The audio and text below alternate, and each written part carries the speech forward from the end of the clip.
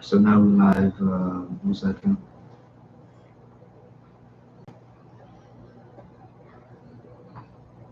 Okay, I think we're too hot now. All right.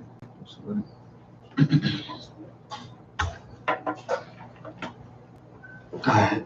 Let's clap it up.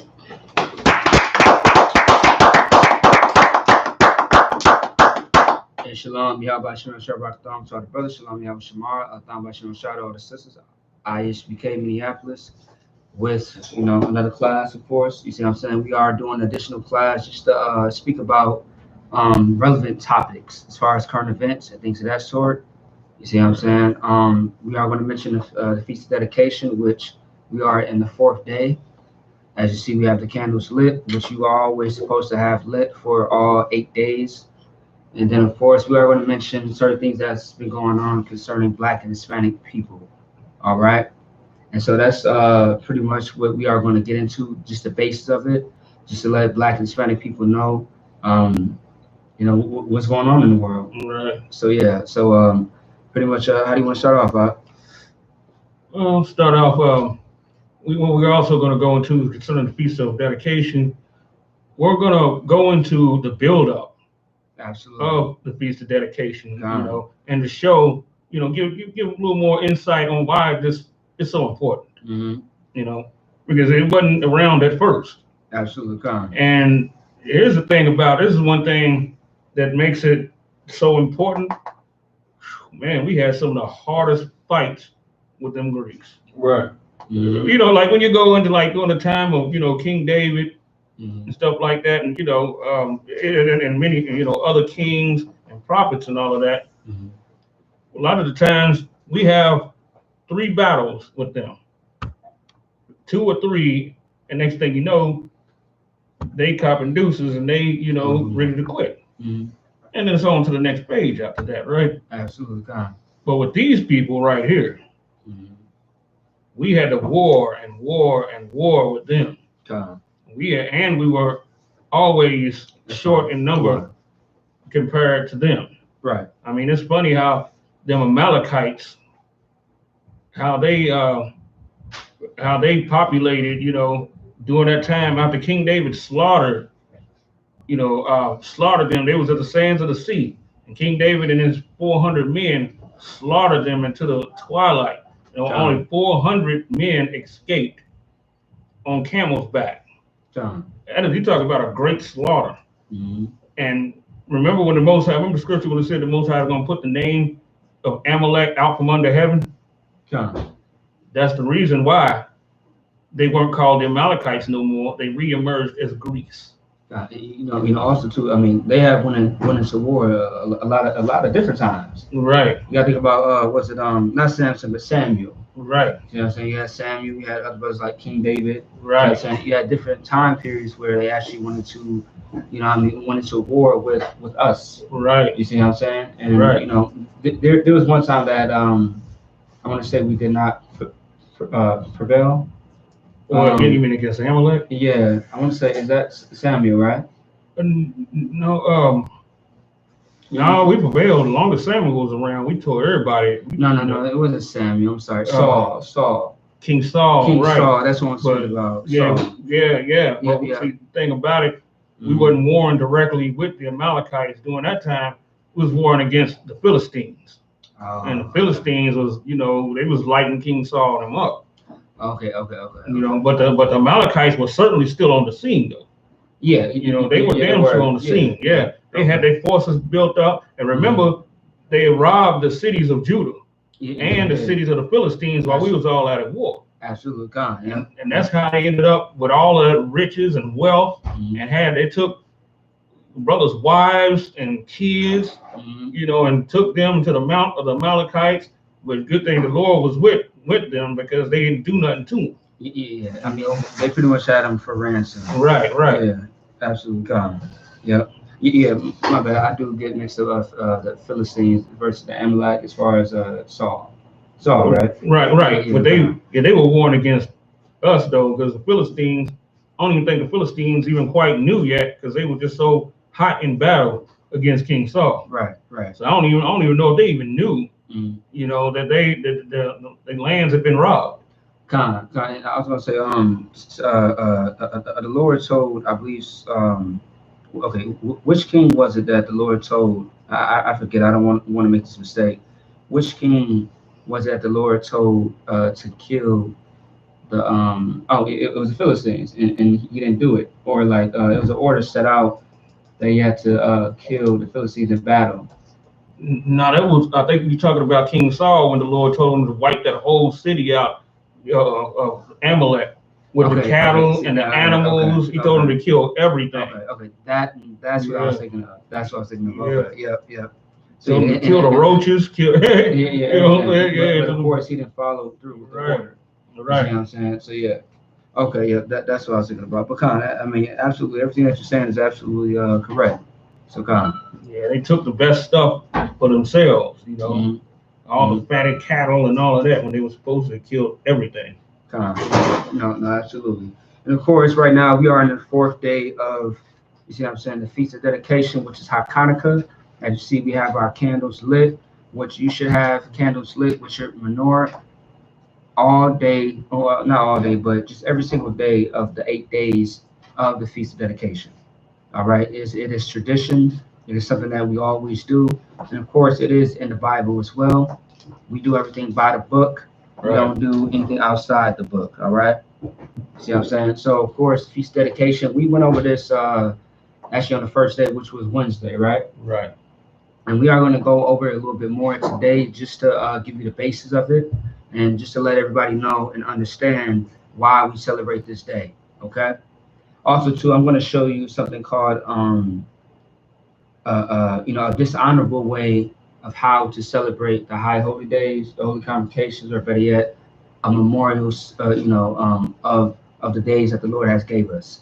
Because in the Bible, if you look in Leviticus, the 23rd chapter, what you see is the days, or the high holy days that you are supposed to celebrate.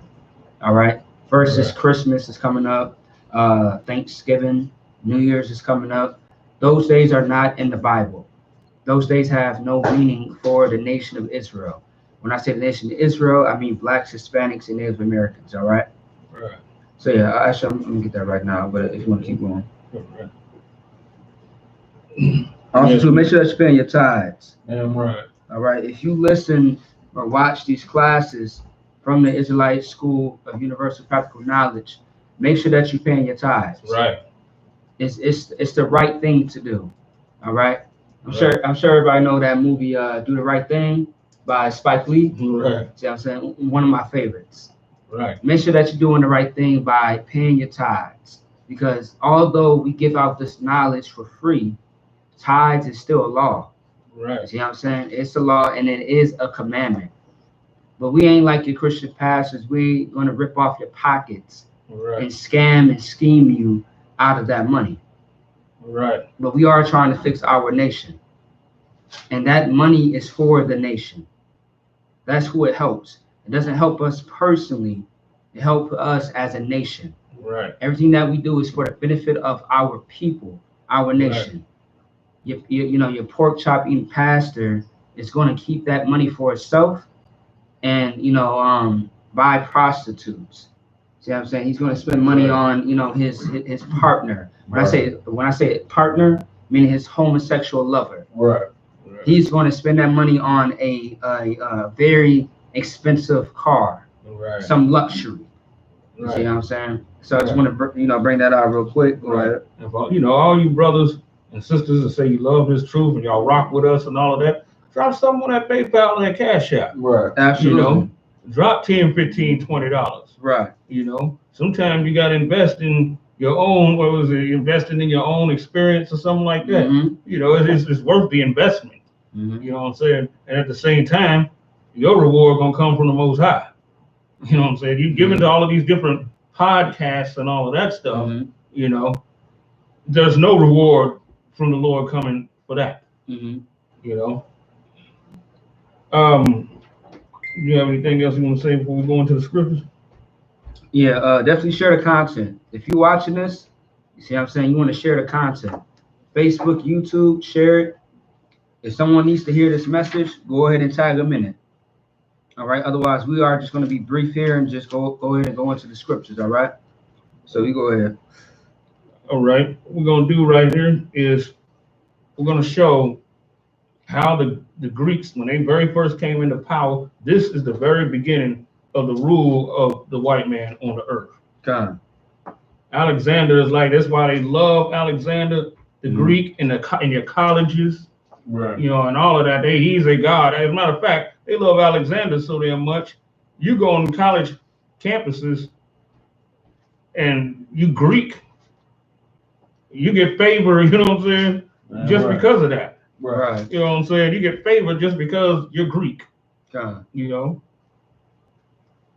I was gonna say, instead of you reading it, the brother can read it for you. Okay, all right, cool. Yeah, We're gonna go to First Maccabees, chapter 1 and verse 1. Okay. The water as well. You go ahead anytime. First Maccabees, chapter 1, verse 1. And it happened after that Alexander, son of Philip. Oh, now, this is it. This is history right here. Alexander, the son of Philip, The Macedonian. the Macedonian. What type of people dwelt in Macedonia? White people. Referred to as what? In the letter that King Artaxerxes wrote after the judgment already went down upon Haman, he said, "For of the Persian blood, a Macedonian." Con. Esther, right? No, that was it. Was yeah. Yeah. It was at Esther. It was like towards the end. Right. Getting close to his punishment. Right. Con. Right. Yeah. Right. Yeah. Think about it. King Philip, the Macedonian, Right. was Alexander, also a Macedonian too. Absolutely. Con. Haman, the Macedonian, you know what I'm saying? And you don't get no position like what Haman held just by being some offbeat dude. Right. You know, some no name person. You got to be blood royal in order to get a position like that. Absolutely. You know, to think about it, King he actually was a king at the time. He was the seed of a king, the seed of the Agagites, just like Alexander. And he was next to the king who ruled all the earth at that time, who ruled all the 127 provinces. Okay. And had so much favor that he was able to get 10,000 talents of silver out of the king's treasury. And once again, like you said, 10,000, right? Right. You sure it's 10,000? 10,000. I think it was 10,000 because one talent is a lot of money. It's a lot of money. One talent. 10,000 talents was close to like what, a million? No, it was no, a billion. I think it was in the billions. It was in the billions. Yeah, it's a billion. Yeah. So he's like a billionaire. One talent would be somewhere around a million. Definitely around a million. Yeah. Well, no, it'd be more than a million. Okay. No, we had went over this like a few days ago. 10,000 talents. I believe it's like $3.something billion. Right. Something like that. Right. I think we brought this out last week. Right. Yeah, con. So that's about $3 billion. So right. Con. Because you can take one talent. That was the going price for a city. Yeah. So Shimmer, remember Samaria? Con. It was bought with 2 talents of silver. Con. Yeah. And that was part of the city, right? Right. Absolutely. And that ended up becoming all of Samaria, where the 10 tribes was dwelling. Okay. Shalaki, brother had asked Shalaki, what if I don't have any candles? Of course, if you don't have any candles or anything like that, of course, still do your best to keep the spirit of the feast. Right. See what I'm saying? I would definitely study up on the topic of what the feast dedication is. You see what I'm saying? It doesn't mean that you're sinning or anything like that. If you ain't got it, you ain't got it. You see what I'm saying? Right, There's a pandemic, a lot of, like me and my brother right here, a Monkabar, we have to go all over the entire Minnesota just to find these damn candles. There was a shortage due to COVID. You see what I'm saying? I would just say if you don't have the candles, once again, just try to keep the spirit. You see what I'm saying? Right. Not try, but keep the spirit of the feast and study up on it and understand the basis of it. And make sure everything is lawful, once again. So I'm saying, don't be sitting there trying to study up for, a feast of dedication and you're still smoking cigarettes. Right. You're still smoking that weed. Right. you're still, just a sinner. Because the Lord is not going to be like, the Lord is not looking for that. He's going to despise that, which also later on we are going to get into as far as the, dishonor, the shame, and you see what I'm saying, the, despising of America's culture. All right. So just answer that question. You go ahead. Select my bad. Okay. Yeah, you can go ahead and pick up where we left. Come.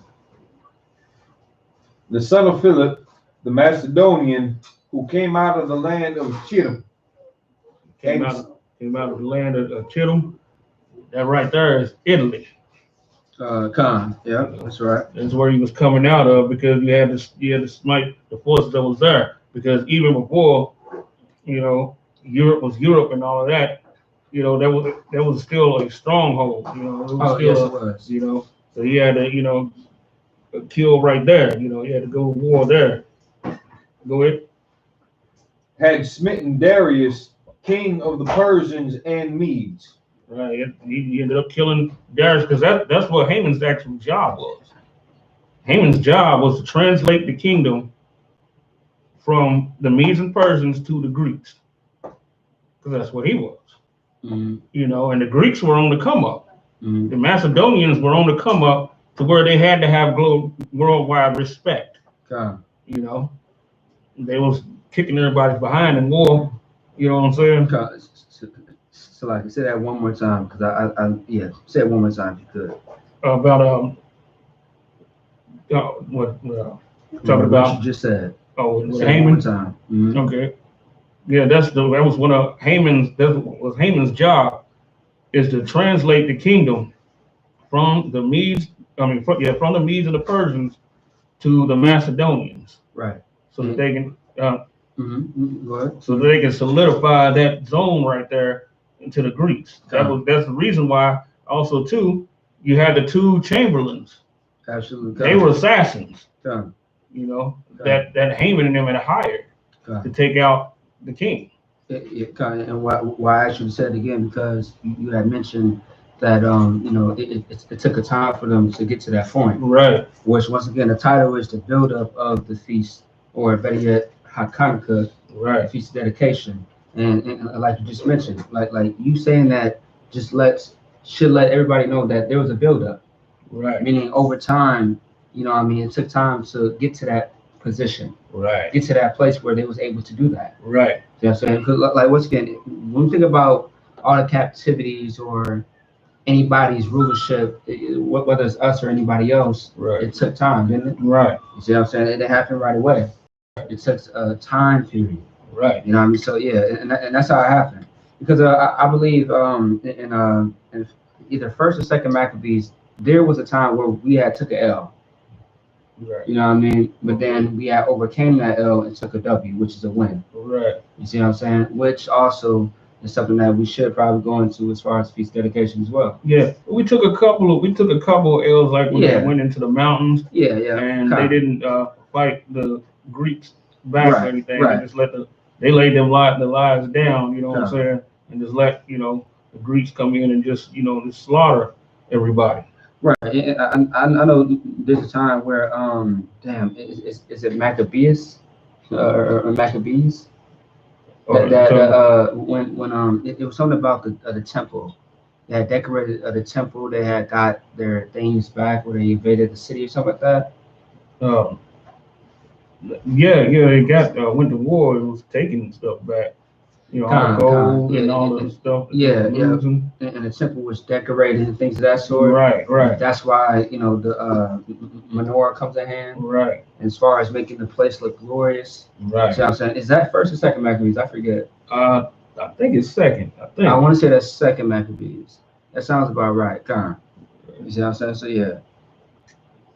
Keep going. Okay. And go ahead. That he reigned in his stead, the first over Greece. He reigned in his stead, the very first over Greece.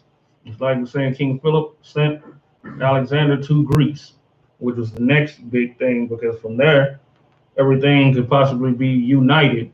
You know what I'm saying? But of course, also too, for all the people that think that the white man is Japheth. He's not Japheth. He did the same thing back then as he does everywhere else. You know, he take out people, you know, and take their identity. And they're not even the real Greeks. You know, they're not even the real Greeks. You know, real Greek. And it's like, you want to continue? I was going to say Greece was actually the land of Javan. You know, Japheth's son. What did they do? They came in. There's a book out there. I don't know. That book's probably cost about $1,000 now. It's a book that talks about when the Greeks very first came in, while Japheth, the children of Japheth, was still there. Are you speaking about the Russian icons? No, it's not the Russian icons. This has to do with Greeks. You know, it shows, you know, two people dwelling together. They had one statue where it was a black woman, well, Japhite, she was black. Her face, they were mended together at the back of the heads. Okay, I'm kind of thinking of the Russian icons, otherwise, two Babylons. This has, I think it's called something like Black Presence in Early Europe. And the drawings that I've seen. Yes. I want to say that's on the I.S.U.P.K website, if I'm not mistaken. I think it is. Also too, as far as Esau, because you gotta understand with Japheth, like we explained, Japheth, you know, I mean, a lot of people think that Japheth is white because, you know, Esau had dwelled there for a time. You see what I'm saying? But you gotta understand that, you know, Esau is all over the place. Exactly. He's known in Genesis as a vagabond. Right. You see what I'm saying? He's known as a vagabond. So of course he's gonna dwell in a lot of places. Right. Yeah. You know, now there's a time where heathens were not around Israel or Israelites, but then there's a time where they're everywhere. Right. Pretty much everything is kind of diverse right now. If you like, a lot of people talk about Africa, right?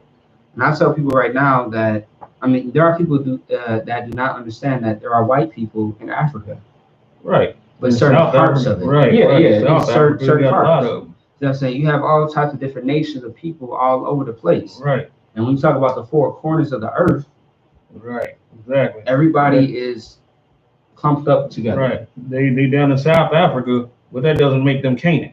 It doesn't. It doesn't. Right. Yeah. That's have you ever heard the term African American? Right. Now I say a true African American is an African. Right.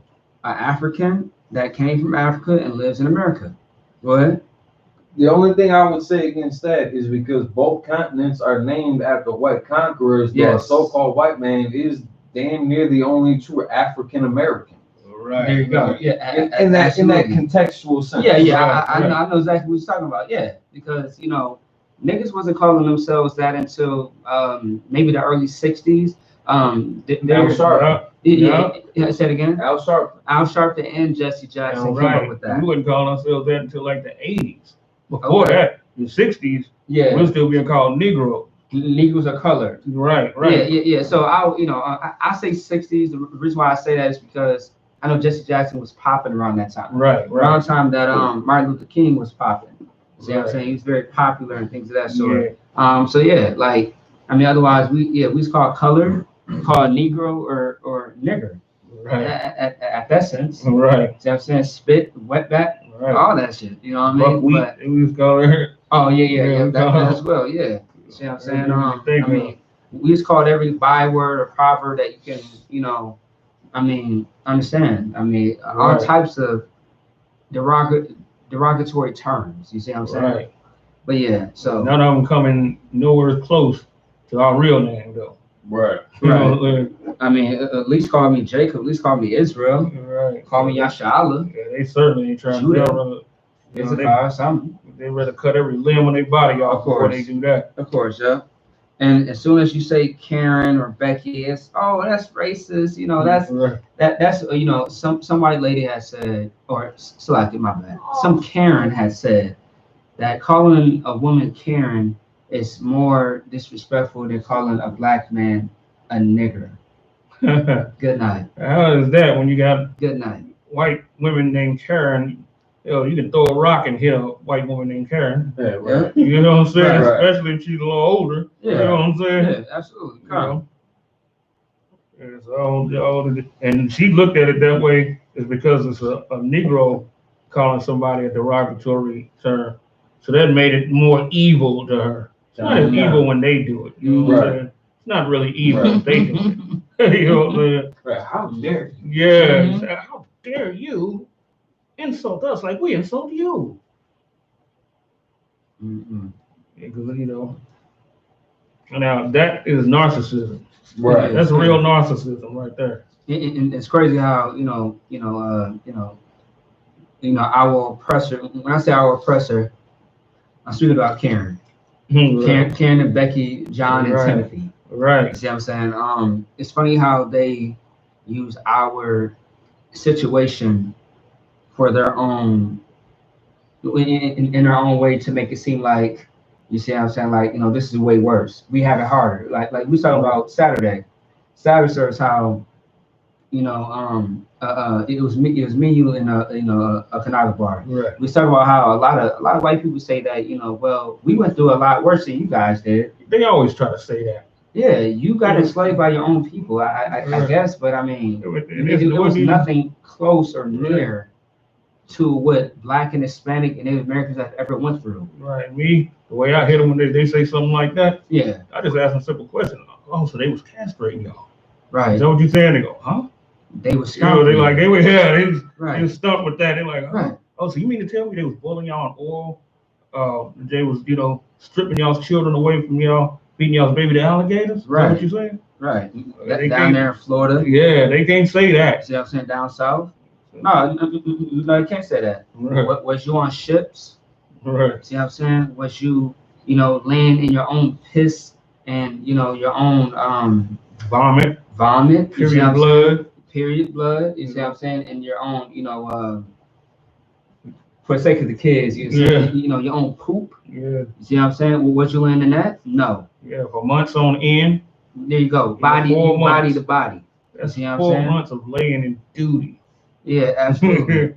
That's rough stuff, but it's against your skin though.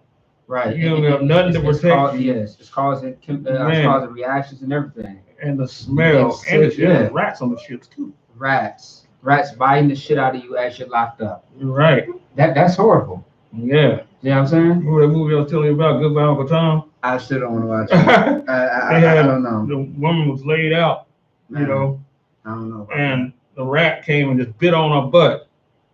I was like, damn. Yeah. Yeah, I don't know if I could ever stomach that. You know what I mean? Yeah. A lot of things don't disgust me, but as far as America's history, definitely, right. Something that will definitely, disgust you. Right. And make you want to vomit, make you want to do a lot of things. Yeah, Goodbye Uncle Tom. They couldn't play it at like no theater or nothing like that. That movie kind of stayed low budget. It came out in like the 70s. Yeah. Man, that's the roughest slave movie I ever seen. I'm sitting there thinking, how can they even get somebody to play these roles? Right. This is because it seems so real. Yeah, everything seems so real. Like you gotta lose your, like once again, movies like that is unhumane. Right. You see what I'm saying? The way that Esau is very unhumane. Right. You know what I mean? And now them showing that movie in, you said the 70s, right? Right. Them showing that movie in the 70s is no different than today. Things have not changed as much as you think it has. You know what I'm saying? I heard somebody say, someone has said that racism has changed. Like, I'm surprised that there's still racism in 2020. I'm like, where the hell is your head at? What year do you live in? Do you have a disorder to where, because I have a cousin, he's autistic. Like he's one age, but his mind mentally is at a different age. Right. I have to ask myself, like, where's your head at? Like, are you still living in the 70s, in the 60s? Right. Or are you living in 2020? Like, do you not see what's in front of you? Right. You see what I'm saying? Like, there's much racism as it was today, as it was yesterday. When I say yesterday, meaning in the past. Christian pastors. There you go. They sell them a dream. It's like Martin Luther King sold them a dream. A lot of times our whole view of reality comes from, entertainers and all of that. So we see them And we like living vicariously through them. And they are just a distraction. Right. And when we living vicariously through them, our own lives can suck. Sure. But we see LeBron James, you know, and we like see Nick Cannon, I.S.U.P.K. Yeah. You see Nicki, you see Cardi. Yeah, you see that. All these big names. It's almost like we go into this virtual reality mode or something. Right. You know, absolutely. like we live in that life too, even though the reality around us is direct opposite of that. And really what it is just a state of insanity. And right. Also a identity crisis. Right. That's really what it is. But it's 8:10. Let's move forward with this real quick. All right. Let's move forward to the next short. Yeah, okay.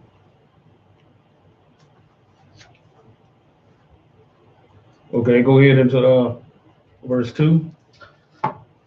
Verse 2. And made many wars, and won many strongholds, and slew the kings of the earth. Yeah, think about this for a second. This is the rise of the devil. Mm-hmm. You know, this is the rise of the devil right here. Mm-hmm. Now think about it, because when they are on top, you know, it's gonna be a hell of a time for us. Mm-hmm. When they're on top, we just gonna, you know, you already know the first people they're gonna come to gunning for is us. That's one of the reasons why the white man is not gonna enjoy the kingdom of God. Right. Mm-hmm. He's gonna use anything, even when he's not in power, he's doing real slick stuff.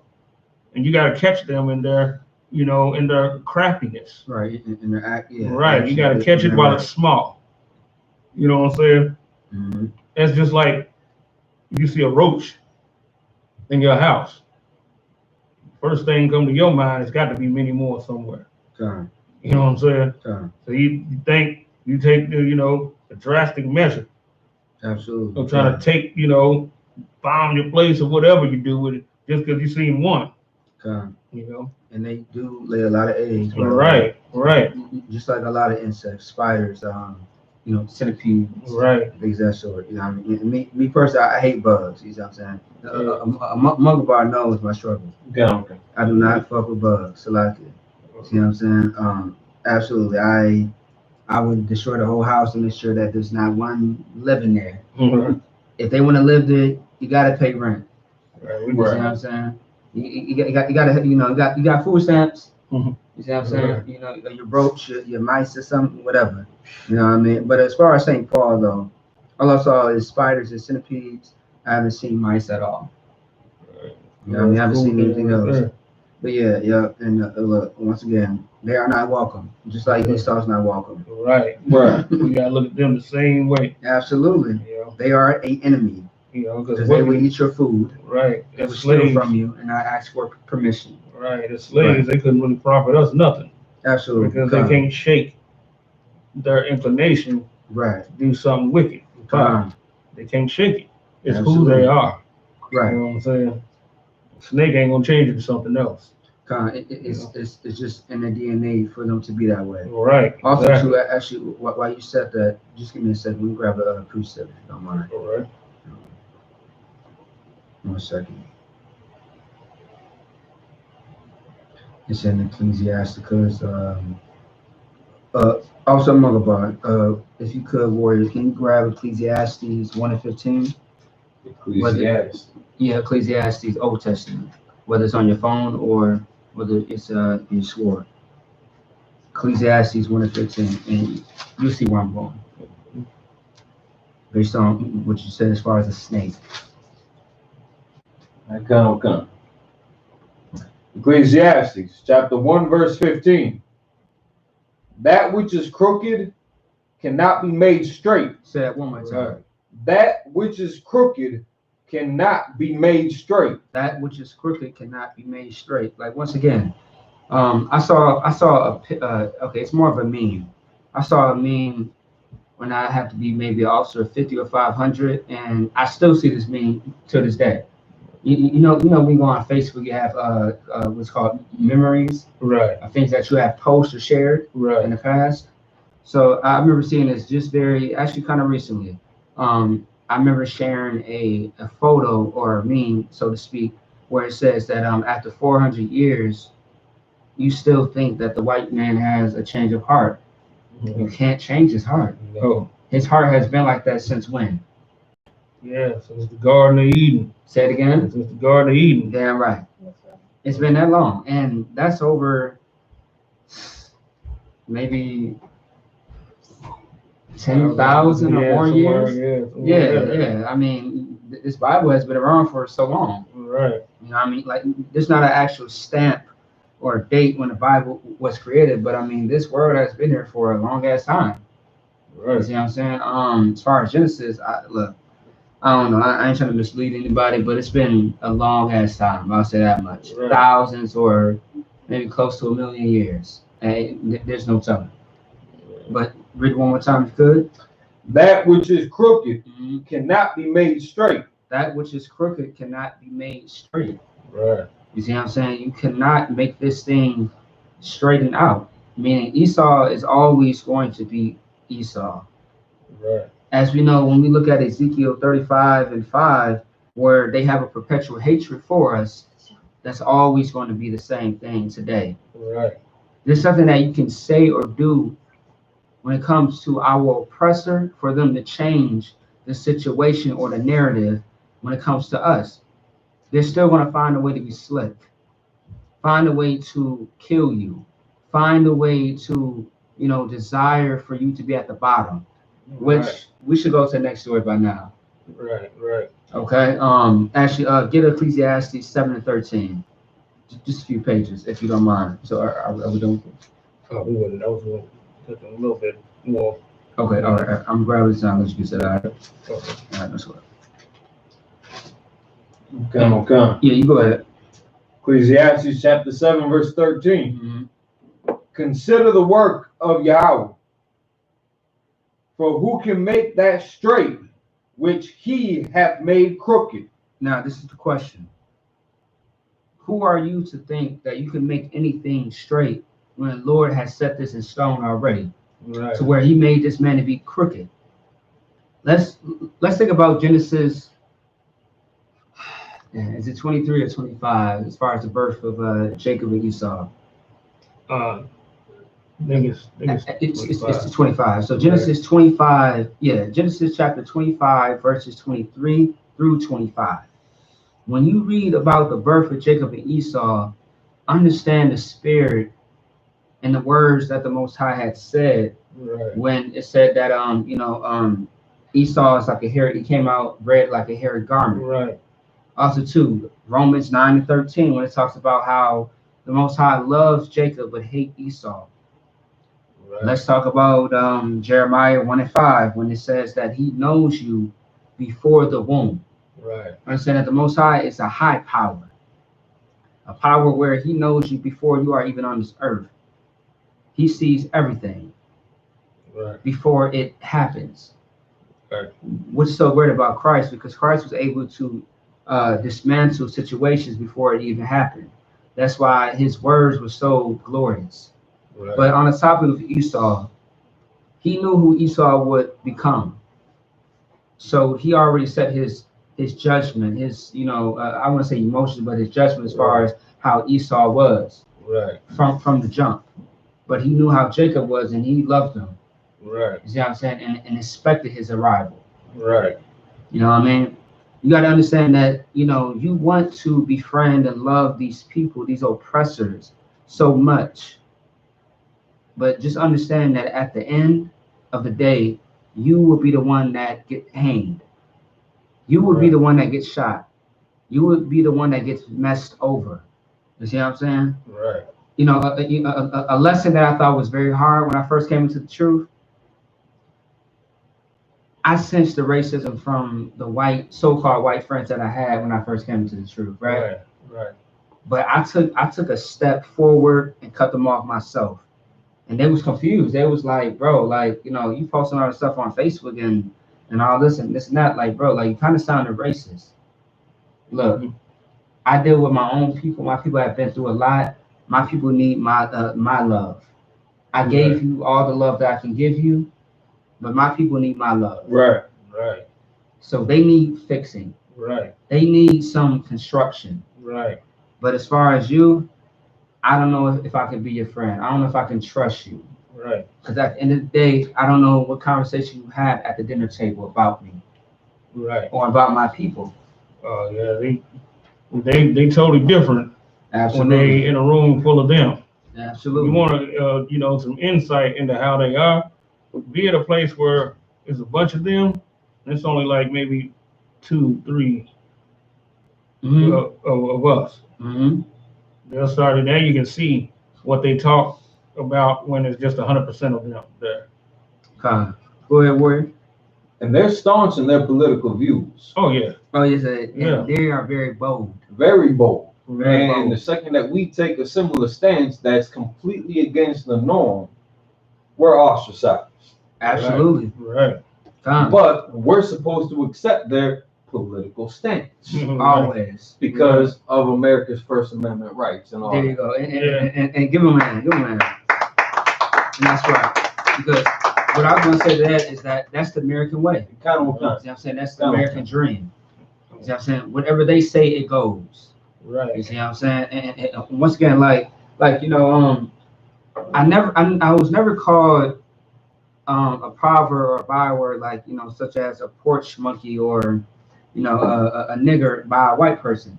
Like, you know, like I know a few white people who, you know, in my life, lifetime, you see what I'm saying? My short time being on the earth, just who were actually decent people. But at the same time, they can be as nice, as heartwarming as you think they are to you, no sweat. At the same time,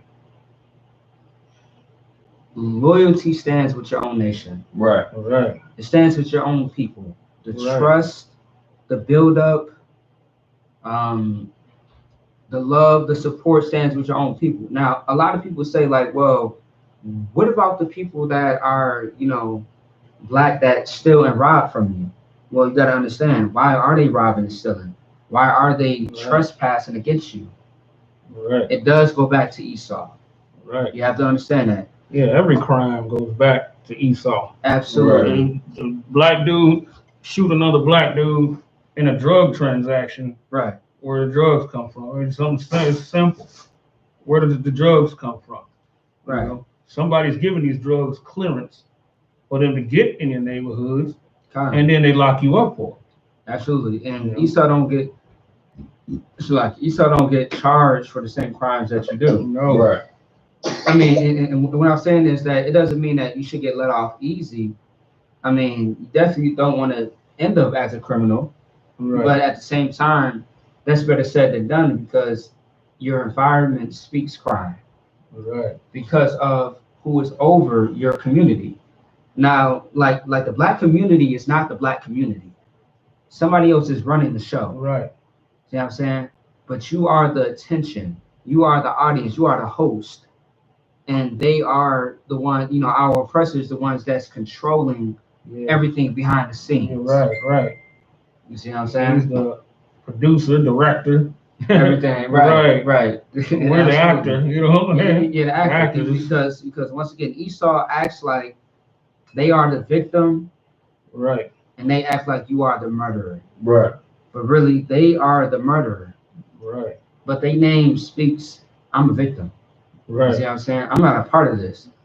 There's no blood on my hands when it's always on their hands. Right. Matter of fact, are we good with this?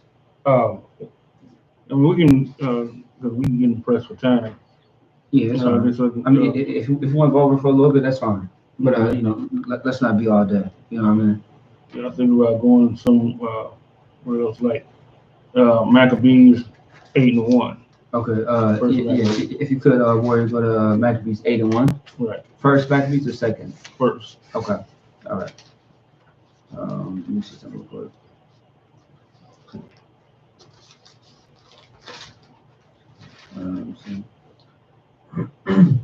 First Maccabees, chapter 8, verse 1. Oh, yeah, Salaki, my bad. We had said that it's the fourth day of the feast of dedication. I think it's actually the fifth. Oh, it's the fifth day. Yeah, Salaki. Salaki for that. Go ahead. Okay. First Maccabees, chapter 8, verse 1. Now Judas had heard of the fame of the Romans, Now Rome is coming up on the scene, and this is one of the only times ever in the Bible where devils came and helped the Israelites fight against an enemy. Well, because they had the same enemy too, and then at the same time they knew that Judas Maccabeus and them could really put it down. You know, because that's what they respect. They only respect strength when you're able to kill. You know, they respect it. That's why they're not so quick to set off a war with China or Russia or anybody like that. You know, it's just a thing. It's just like the animal instinct. You know, animals, you know, don't want to attack the strongest animals. Right. They want to prey upon the weaker animals. Actually, that is about all animals. Yeah. Right. Yeah. If you think about what is it? Not leopard, but yeah, cheetah, leopard, or they attack with zebras and deers. And, right.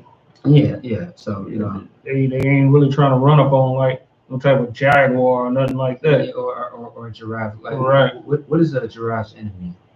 Oh, the lions and all of that. They will attack a giraffe, but they predominantly will want to go for a baby though. They really don't want to attack an adult giraffe, because an adult giraffe can kick so hard they can crack lions' skulls and stuff like that. You know it's funny. You know how Judah is it's a lion as far as the representation. Right. But they kind of be going for some unlawful shit. I'm like, nah, bro. Like, get that sheep over there. You know what I'm saying? Right. You know what I mean?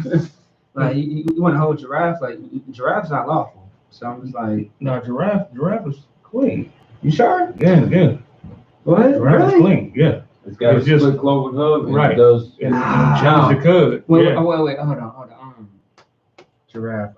How about a llama? I've seen That's probably what I'm thinking. But giraffe is lawful. I forgot about that. Yeah. These are animals that people just commonly just really don't eat, which I don't understand why. Because I know if I was living over in Africa, I'd be picking off a damn giraffe. You know how much meat that is? I mean, it is a lot of meat, but I mean, your whole village with that. I don't know. I kind of stick with what I already know. I mean, but I mean, deer meat, venison is very good. It's very good. I wouldn't mind making a giant pot of greens and have a giraffe neck. You know? I can't deal with you. It's a lot. Yeah, I mean, I think we want all parts of it. Right. I mean, we have some big old huge, you know what I'm saying, big old huge pot, have a big old giraffe neck, bones and be out this big. Yeah. Talk about some serious eating, you know what I'm saying? Real talk. Yeah, you definitely a down south nigga. I'll say that much. Yeah. You kind of give me turtle soup vibes and alligator soup and all that. Yeah, I wouldn't be messing with that stuff in the world. Possums and none of that. Nah. A lot of stuff they do down south is just disgusting. It is. But I mean, I don't know. I mean, I know it's lawful, but they say that everything that's lawful is not, also expedient. Yeah, when you think about it, though, we don't use giraffes for nothing. Yeah, we really don't. No nigga ride on them. The purpose of it. Right, no nigga rides on them or anything. He ain't gonna harness this damn thing, and you know what I'm saying, and gallop through the Sahara or nothing. Right. I know camels are unlawful. Yeah, sure. Camels are unlawful. Yeah. You know what I mean? And actually, okay, I got a story, right? So it's this brother that had left the school, a while ago. He's a great brother, man. Very great brother. So it was after camp, and Kodash had took us to this place. It's actually a few feet away from the camp spot, which is called Sheridan Building. Right. And so pretty much they have food all on the first floor. So they have different type of food places and food that you can choose from. So what happened was we had all got like this $5 chicken Alfredo in a small container box, and it was me, Kodash, this one brother, the main brother I'm going to speak about, and some other brothers. We was at camp and we were sitting around the table, and Kodash's brother had came over. He had came over, and he actually worked there. and he brought over a camel burger. I've never heard of that before. Burger? I said a camel What burger. is this, an Arab place? Where he got it from? Yes. Yeah. Okay, yeah, because they eat camel. Yeah, because it's a food station. Yeah, Right. many different food stations. So he had got this camel burger and shit like that, and it started to smell, and he's it almost makes me want to throw up. Salaki.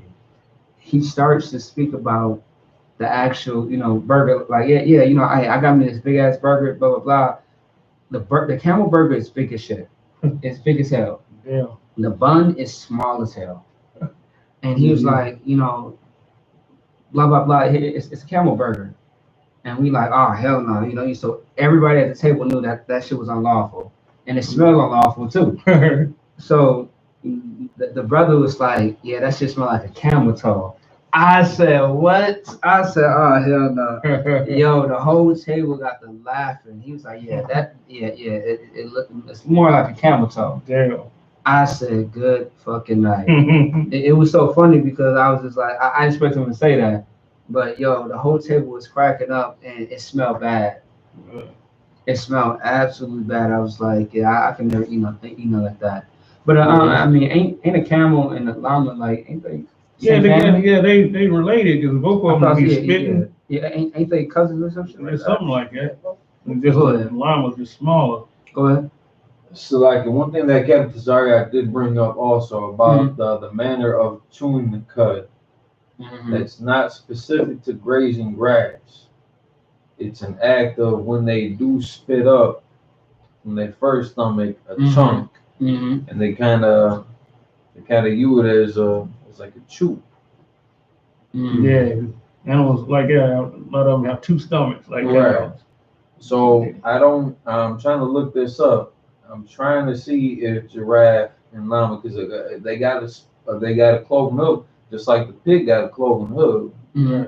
But he don't chew the cud. Yeah.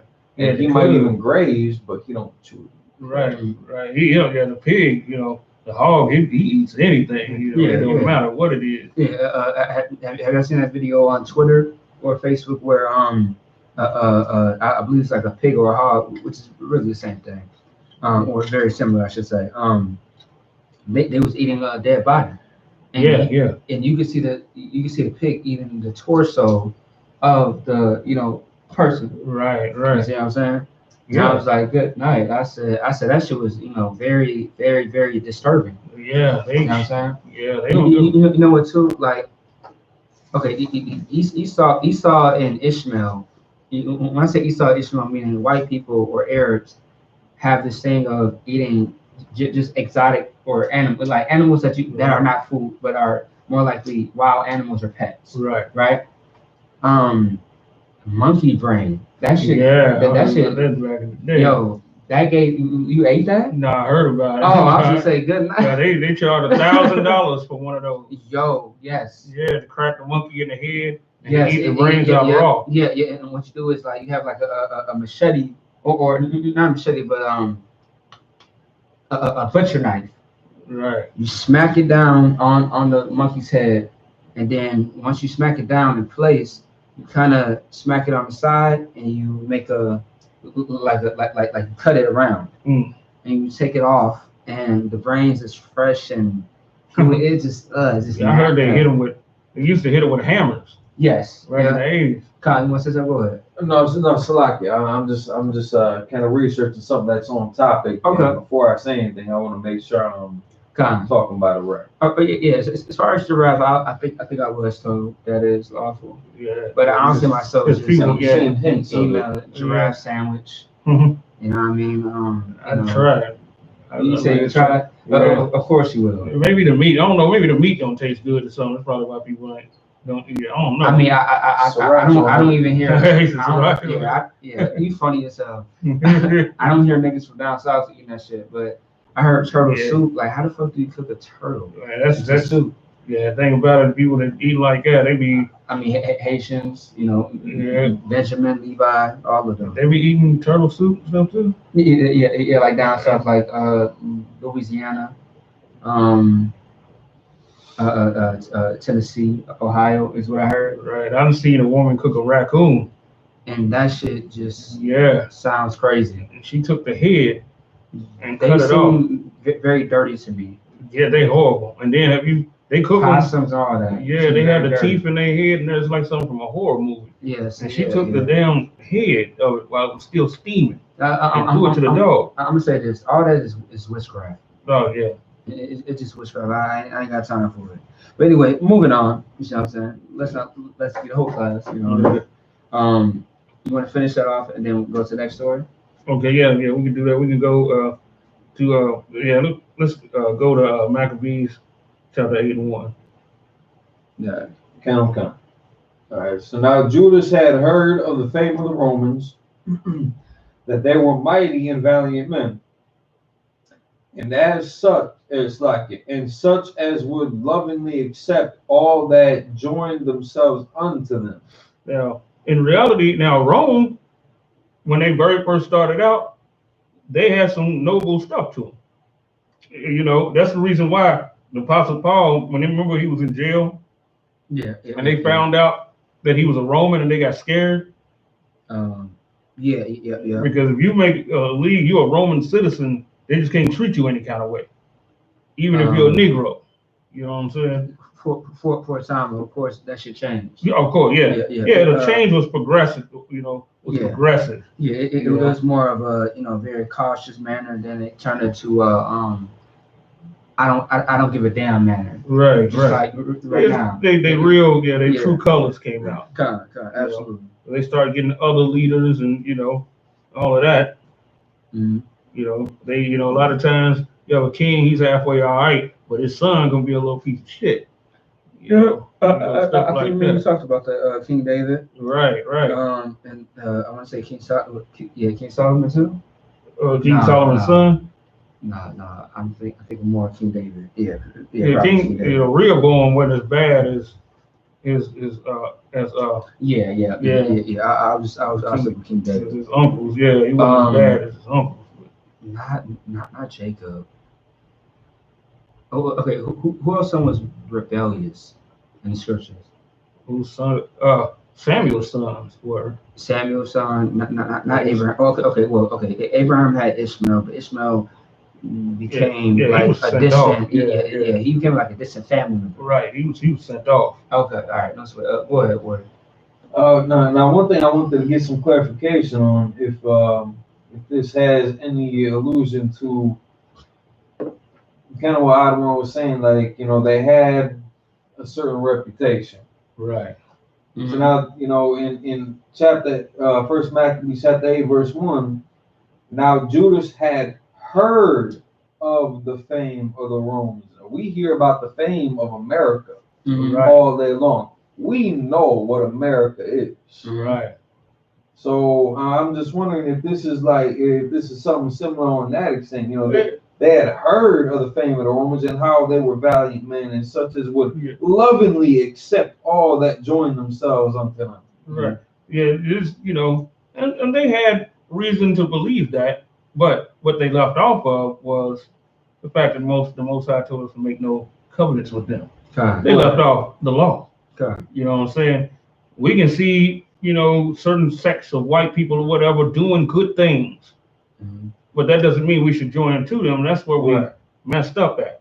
What we should have did just like what it was another time where Edomite king, it was us and the Edomites went to war against the Moabites. After the war was done, we slaughtered them and we divided up the spoil. Esau went his way, we went our way. And that's just how it was, Well, we started to get real friendly with them, just like, and it ended up getting us caught up and everything. That's how Jonathan died. You know what I'm saying? That's right. And also Simon too. Okay. Who was upholding the priest office? When we say Simon, you mean Simeon or no, Simon? Simon being Peter? No, Simon. No, Simon is one of the youngest brothers of Judas Maccabeus now. Simon. And he operated the office of high priest. Okay. In his father Matthias' stead. Right. You know, because at this time things started to die down. So Simon died after Maccabees, right? Right. He lived to be an old man. Yeah. Simon lived to be real old, and he had sons. You know, one of his sons' name was Judas, also. You know. Oh, okay. Yeah. That's right. And Simon died in okay. So around the time he was doing things, was in his old age. Right, he was running the priest off because he had, yeah. you know, they were scared. The Greeks was terrified of him, and during his time, we started having some peace because he did a couple of violent, you know, valiant acts, and it really made the Greeks back all the way the hell off, and we had peace in Jerusalem for like 40 years or something like that. You know what I'm saying? And it talked about all the men, the young men wore their glorious and wore like a pearl. And the old men were sitting at the gates. We wasn't worried about nothing. But what happened was, though, we wanted peace with everybody. And it was the scriptures also say was not to seek their peace.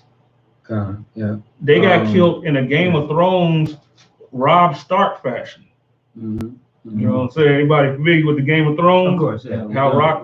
He's currently watching it. I'm still rewatching it. Right. You say how Robb Stark got set up like that, and at that banquet feast, that's what happened to Simon and a couple of his sons and his men.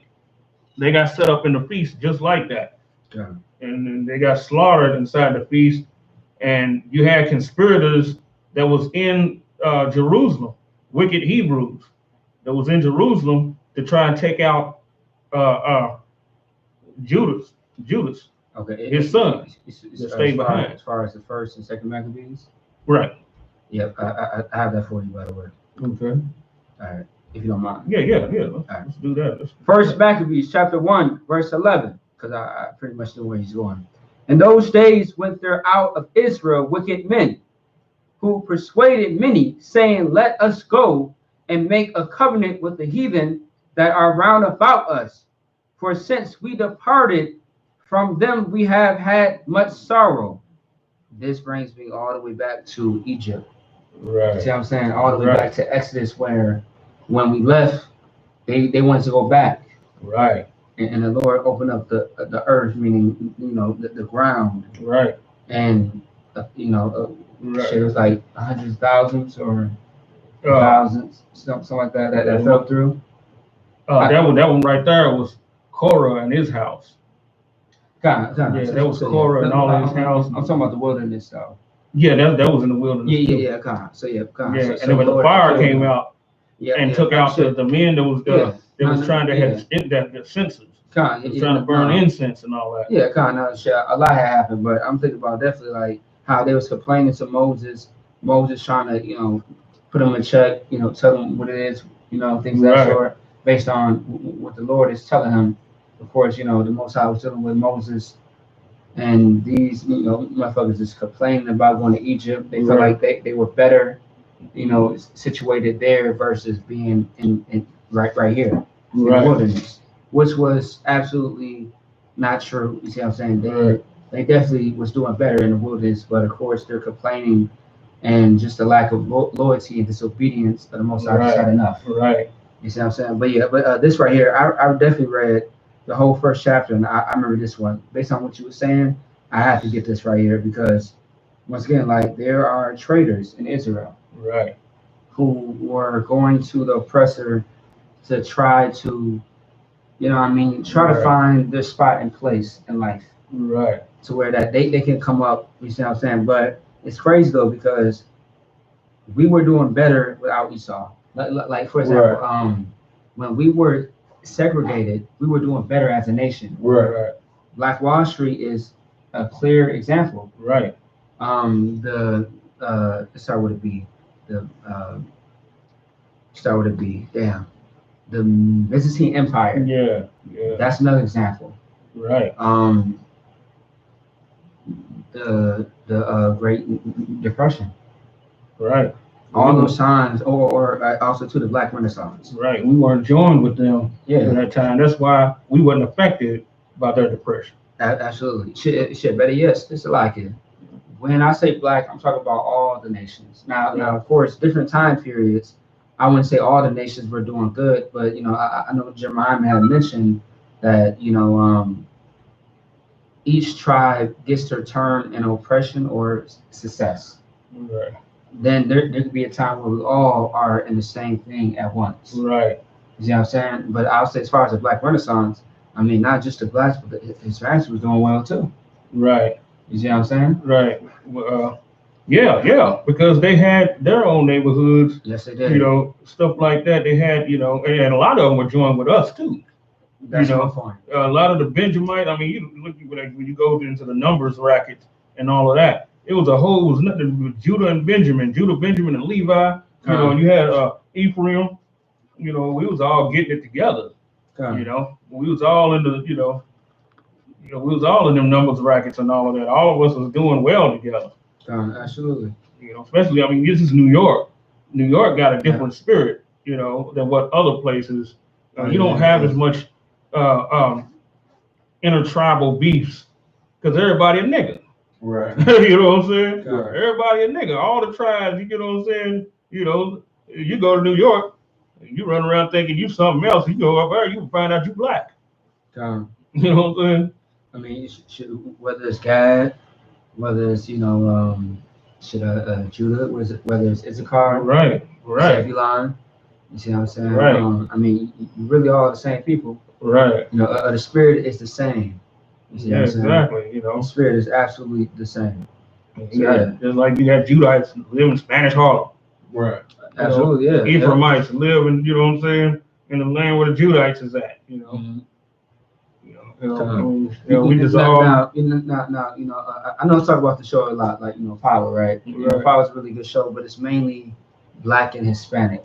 You see what I'm saying? As far as the cast. Right. Now you got a few white people in there. I like the show because they seem more connected. Right. You see what I'm saying? But there's parts where you see the difference, where they are battling each other. Right. But it's good. Also, too, you got another good show called Queen of the South and Snowfall. Is that a good show? Oh, Queen of the South. I see it all the time, on the Netflix, but I just don't like that. Yeah. Feminine, I get it. warrior princess. I don't like that concept. Who had put me on it was sis, your pop. You see what I'm saying? Because it's like a more Hispanic Power in a way, but it's very good though. It's very good. You won't be disappointed at all. I didn't watch all of it, but I watched enough to know that it's a good show. Snowfall.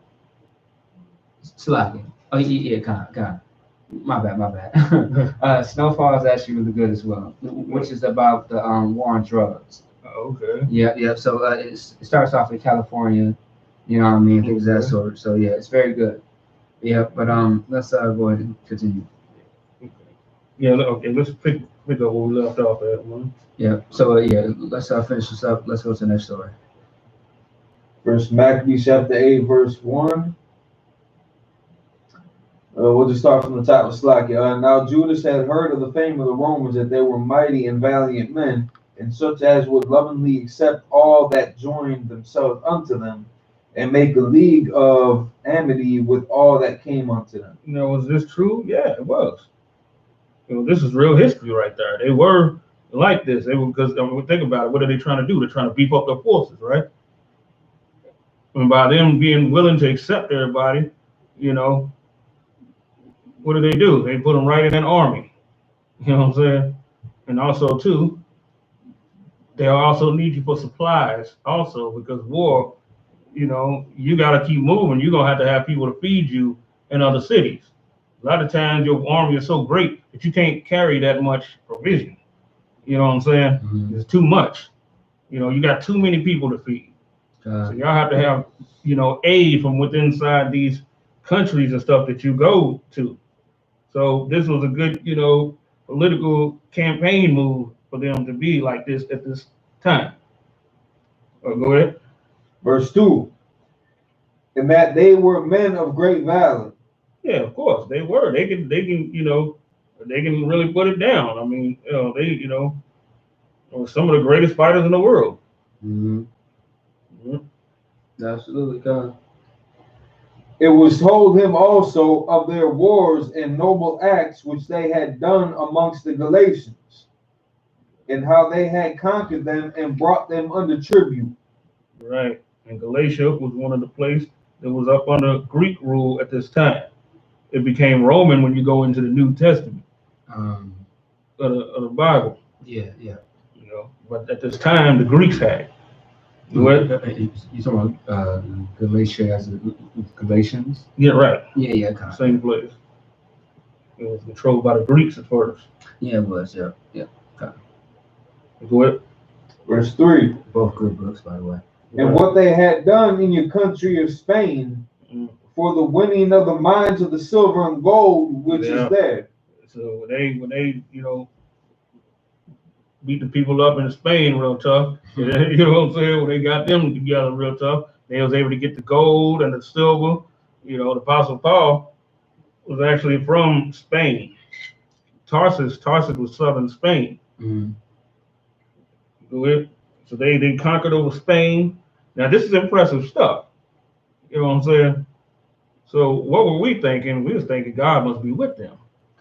You know what I'm saying? You do all of that, you know what I'm saying, win all of those wars like that, you know, you couldn't help but think God must be with them. You know, God is using them just like he used anybody else. Yeah, you know I would say Pharaoh for a good example. Right.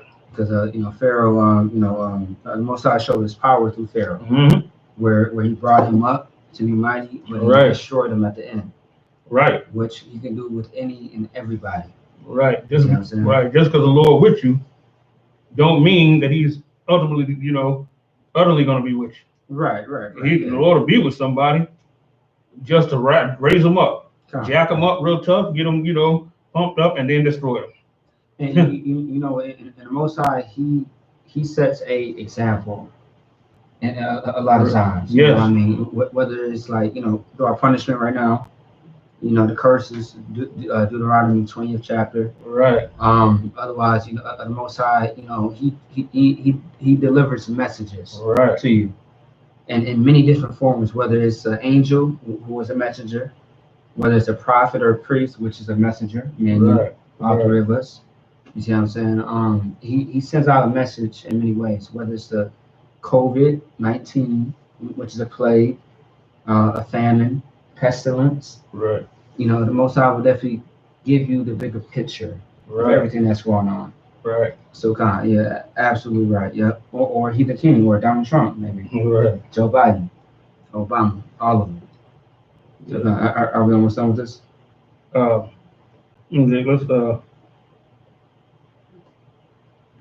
we just about done. You want to just get right into the stories? Yeah. Time is already kind of hitting already. Right. You know, so actually, I'll just go ahead and read the story myself. Okay. I just want you to comment on it, and then I'll bring out the precepts because I already kind of have it on my phone anyway. Okay. Okay. The first one, we should go about the brother for sure. Give me a second here.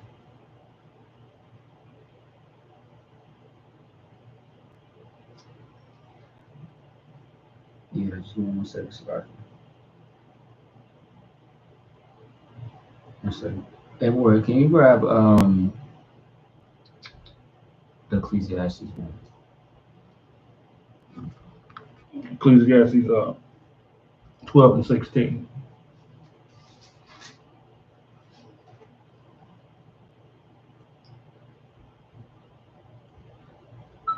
Hachaanakah, brother.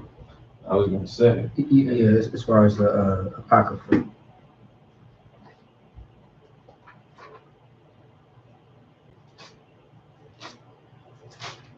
Okay, I found it. All right, hold on 1 second. Give me 1 second, somebody can. All right, that website asked me. All right, so of course, this next story that we're going into is going to be about a brother that got shot. You see what I'm saying? By the police, shot dead. Actually, I should say. Right. He got shot dead as he's walking into his house with a sandwich in hand, and I believe keys in the other hand. Right. All right. This happened in Ohio. You heard about this a lot? Yep, it just happened the other day, maybe Wednesday or Tuesday, if I'm not mistaken. It says Wednesday right here, but it might have been Tuesday. And actually, he was the same age as me. So, and where he got shot at, I actually been here before.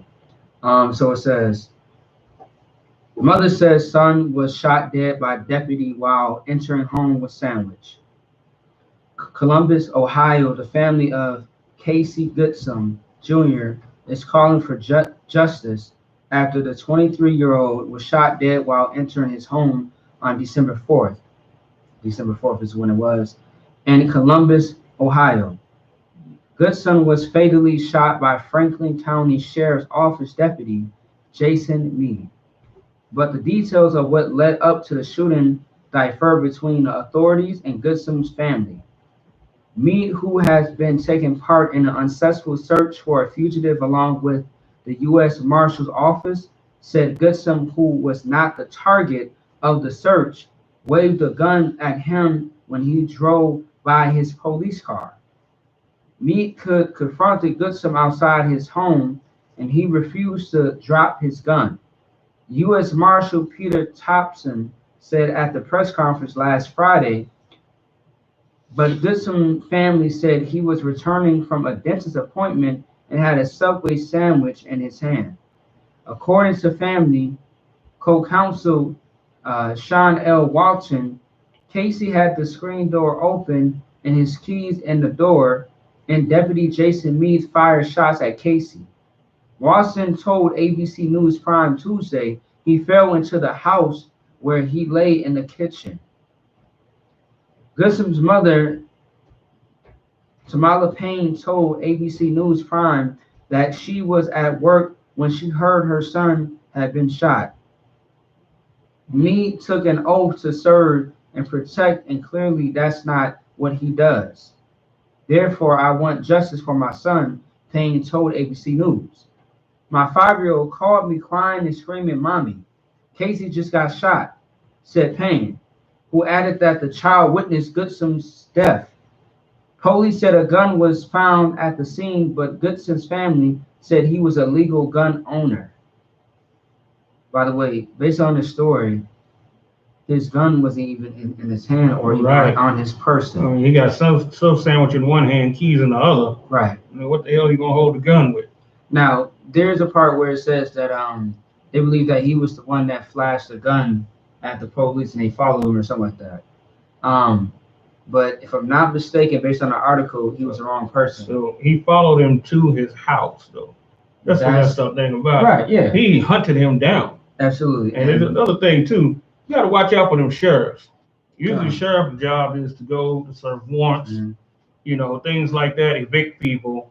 You know, their job is usually that. But they will kill you, too. Absolutely. They will kill you, too. I knew the funny thing about it, first person I ever knew that got killed by sheriff was a white dude, used to be my brother's real good friend. You know, he went to get some gas, you know, them gas cans and everything. Because him and his woman, right. They was living out of their car at the time. So he goes over, you know, to get some gas, and then he's walking back to the car. The sheriff was there for somebody else, like supposed to be serving a warrant or something like that, right? But somehow, him and Mike have some words about something, and I think Mike had a warrant, and he tried to hurry up and take off, and the sheriff shot him in the back of the head. Now, of course, they can arrest you if you have a warrant.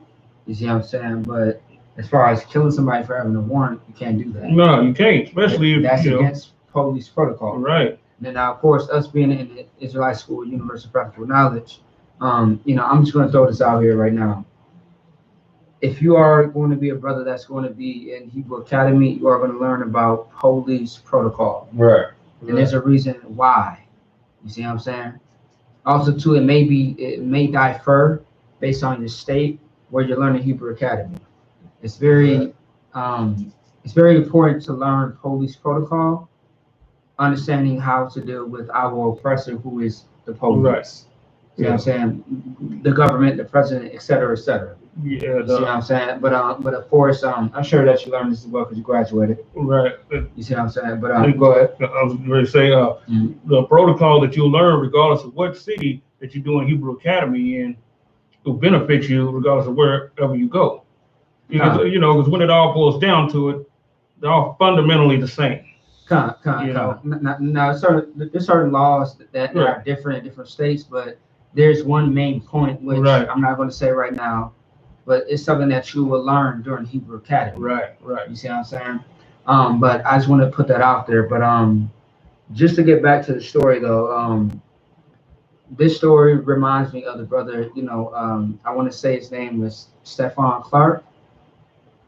The brother, I forget what city he was in, but he had a cell phone in his hand. He was coming from someone else's house or something like that. And he was walking to his own house because he stayed with his grandmother. Right. And his grandmother happened to just be in the kitchen when it was nighttime.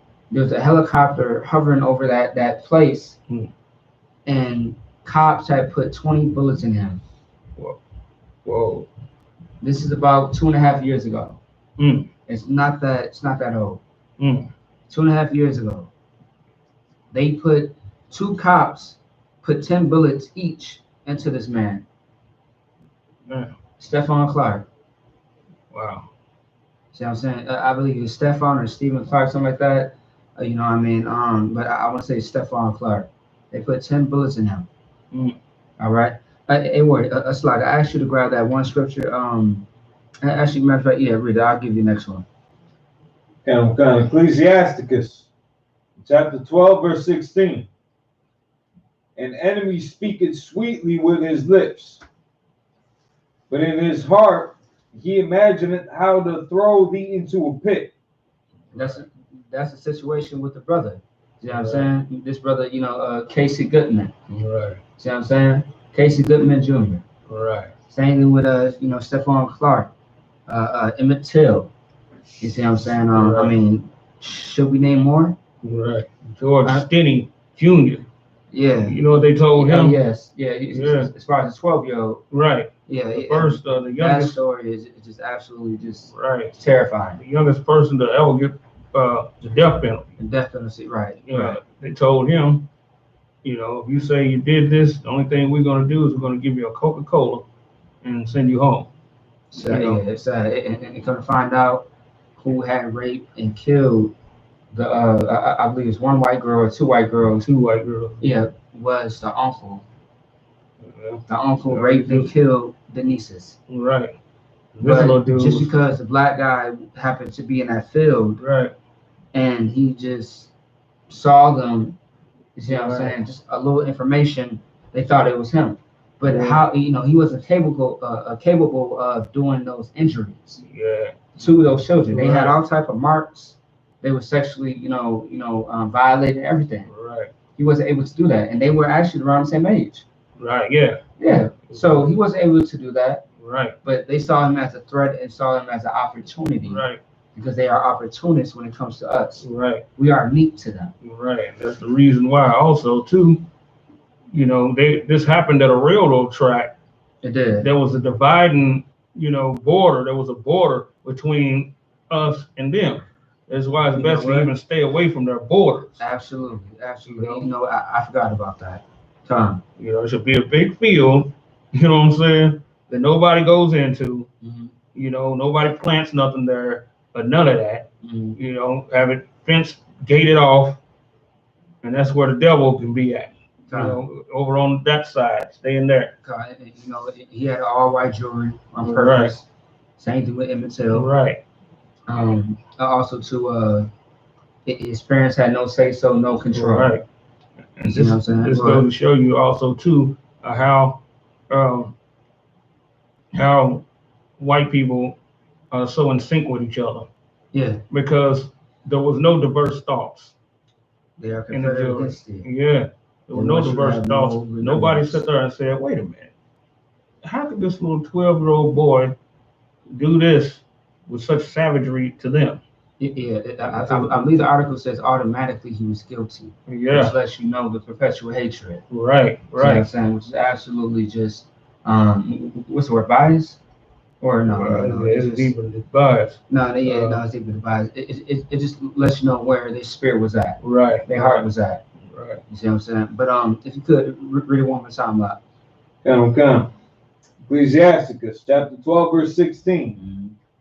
An enemy speaketh sweetly with his lips, but in his heart he imagineth how to how to throw thee into a pit. Right, how to throw thee to a pit. The brother almost said overthrow thee. Shit, it's the same thing. Right. You see what I'm saying? Right. Absolutely. Like once again, the Bible talks about Esau's devices. Devices meaning his many ways, his many tools that he can use against you. Right. And they use laws against you to where that they don't follow behind. Right. You see what I'm saying? They don't follow behind these laws. Right. You know, they don't follow the laws of the land.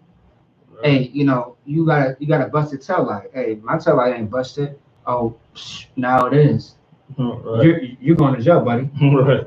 And the thing is, if no one is committing crimes, the police don't get paid. Right. There's no significance of the police being around. Right. But if there's crime, they have every opportunity. They have a job. Right. They have a slavery. Yeah. You see what I'm saying? They love crime. They'll put the crime out there on the streets themselves. They endorse it. Yeah. They endorse the crime. Same thing with politicians. If politicians ain't with politicians or presidents and things of that sort, senators and congressmen, they need crime to make them relevant. Right. If they don't have that to make them relevant, no one's going to care about voting for any goddamn body. Right. Because that's one of the biggest things that they always use. We are going to fix crime. Yeah. Rid the streets of crime. Right. Yeah. Same thing with that old white hag. What's her name? Nancy Reagan, the trap queen. Right. See what I'm saying? That old hag, that old bitch. You see what I'm saying? That old Karen. Right. She died. See what I'm saying? Not too long ago. Right. And with her dying, like she had a campaign when she was trying to run. Say no to drugs, but say yes to life. Right. With that campaign, she flooded drugs into the war on drugs. Right. Right. With Nancy Reagan, Ronald Reagan, Oliver North, a little bit of Joe Biden, actually, and Ronald Reagan. Right. All of them. They were a part of that. Yeah, yeah. With that campaign selling, so was drug selling. Yeah. And you have the Iran and Iraq Contra scandal. Right. You see what I'm saying? And then who's the dude that's from Cuba? Castro. Right. All that was going on all at once. Right. Go ahead. You want to say something? Yeah, that's true. All of that, and then all of those people that's in league with them had to get paid. Absolutely. Right. They all had to get rich. So what was they getting rich off of? They was getting rich off the drugs. So like it. FBI as well. Oh no, FBI or CIA. Both. Both of them. FBI, CSA. CSI. CSI. CIA. CIA and FBI. All of them. CIA is one of the ones that give people clearance to move drugs. Absolutely, and that's how they was moving it. They was moving it no other way. Right. But from them. See what I'm saying? So this also happened around California, Baltimore, New York, New Jersey, later in Chicago, and then later everywhere else. Right. See what I'm saying? It took a time for the drugs. It's the same thing with the whole scam of having the crates of guns in the hoods, or having the Jordans in an open truck in the hood. That's what they always did. This niggas, it's like a Trojan horse. Couldn't even afford a lot of them guns. Absolutely. Couldn't afford that stuff. You know what I'm saying? What they would do, they would take trains and they would just stop them. Mm-hmm. Just stop them right in a black neighborhood, and the train conductor will go the hell off somewhere, and people will get on the train and steal the guns. Mm-hmm. That's how it was happening. Take the guns, get the ammo, all of that. Mm-hmm. Hey, Warrior, you mind getting Psalms 59 and 3? Yeah, okay. I appreciate you. We're 9-10. Yeah, it's fine. We are going to grab this and move forward.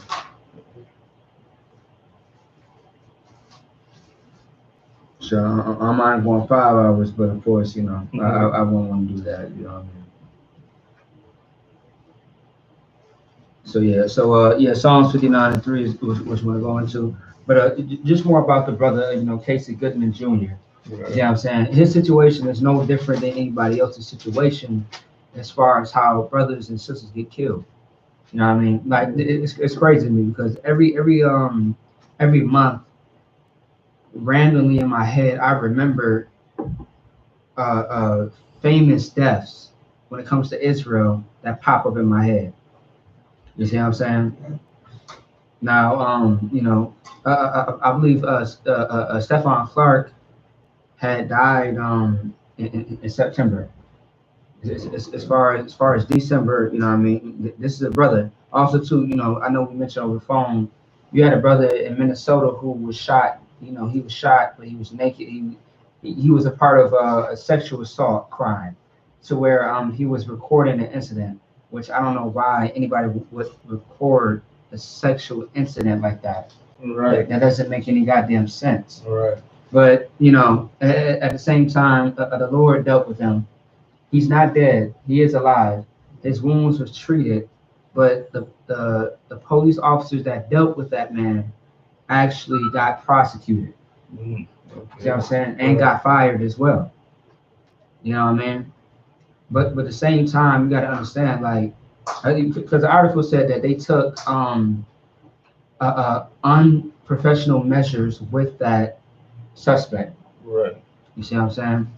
So yeah, once again, like these police would try and do everything to make a lawful reason to kill you, because you are the prey and they are the predator. That's what they are. All right, go ahead and read that out. Book of Psalms, chapter 59, verse 3. The wicked are estranged from the womb. They go astray as soon as they are born, speaking lies. Sorry, Psalms 59 and 3. But actually, that ain't bad. Oh, slack. Yeah, I was off. Okay, no, that's fine. Actually, read it again. That was 8. That was 8 and 3. Actually, yeah. Go ahead and read that anyway. Sure. Slack. Psalms chapter 58, verse 3.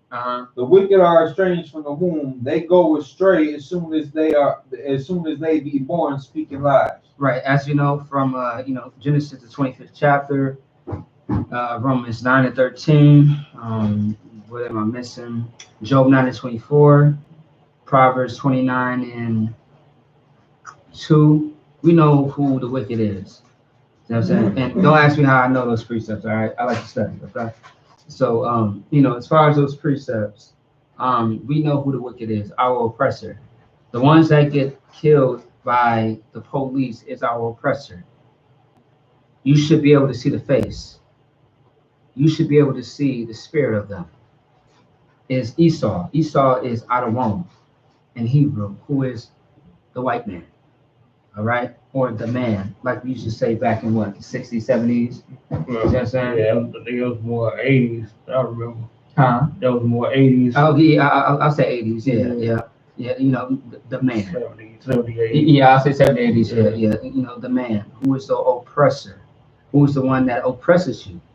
You see what I'm saying? This is the one who is the one that's estranged from the womb. Not strange, but is it estranged? Or estranged. Estranged. Yeah, estranged from the womb. You know what I'm saying? Which means what? Yeah, it means estranged means going another way. Right. Than what they was originally supposed to go.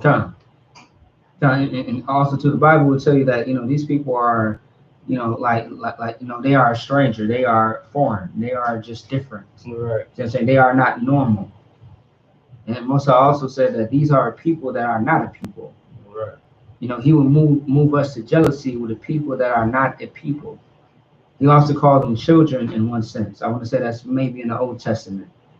You see what I'm saying? So I just want to bring that point out. But if you could get 59 and 3 real quick. Psalms chapter 59, verse 3. For lo, they lie in wait for my soul. The mighty are gathered against me, not for my transgression, nor for my sin, O Lord. One more time, Salaki. Psalms chapter 59, verse 3. For lo, they lie in wait for my soul. The mighty are gathered against me, not for my transgression, nor for my sin, O Lord. Right. So, for example, like, a while ago, I saw the scripture plastered as a caption for a picture of a cop car hiding behind a tree. And, it talks about how, they lie in wait, like they seek opportunity for, you. You know what I mean? Like, I had a Lyft driver, he was white.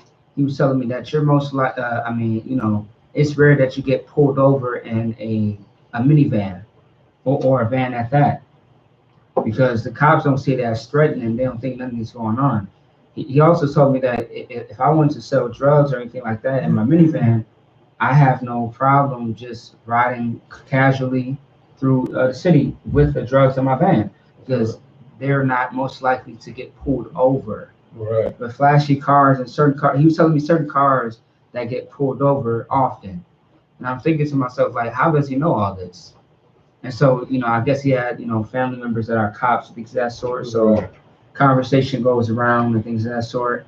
And I was just like, it was random that he told me this. Right. See what I'm saying? I think at this time I was on my way to the military surplus store, in St. Paul or Maplewood.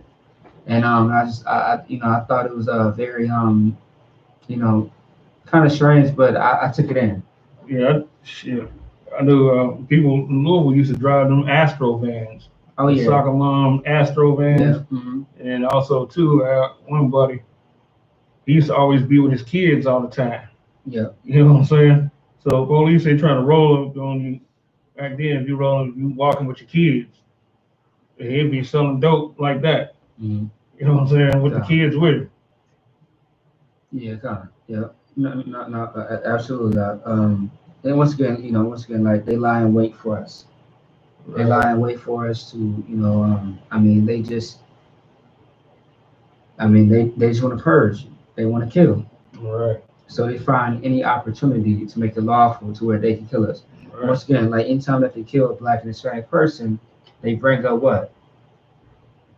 What they do is they bring up their criminal record. There you go. Now, let's say if you don't have a criminal record, right? What else do they bring up? Yeah, they'll bring up what you was wearing. You had a hoodie, or you had, anything that, is the Corona time, and they say he had on a mask. Or otherwise they'll bring up a school record, be like, well, one time in 5th grade, he got into a fight, but meanwhile, the fight was because someone hit him first. So should we not defend ourselves? But once again, they try to criminalize you in any way possible to make themselves look right. Right. You know what I'm saying? Exactly what they always do. A traffic violation. And they'll act like that traffic violation was huge. Like you was driving for, you was driving for a dope car out of town, and you souped it up into a race car so you can get away from the police or something. Absolutely. I'm gonna grab one more precept and we're gonna go to the last story. Hey boy, can you grab Zechariah 11:5? Oh, okay. The water, I appreciate you. If you want to chime in, you can always chime in, all right? Oh, okay. All right, let's go. The water. Zechariah 11:5. So based on what you just said, definitely, absolutely right. Yeah. We're gonna have to get the last story. We're going to have as well.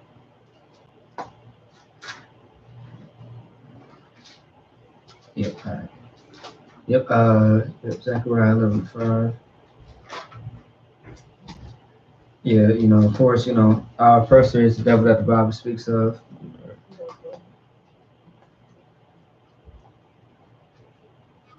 You got it? No, you good. Once you got it, go ahead and just read it. And I'm just going to read a little bit of this, all right? All right, let's go. All right. God, no, so that's all good. No, it's all good. All right, you got it? Slacky. No, it's all good. It's all good. That's what. I can grab you if you want me to. Don said.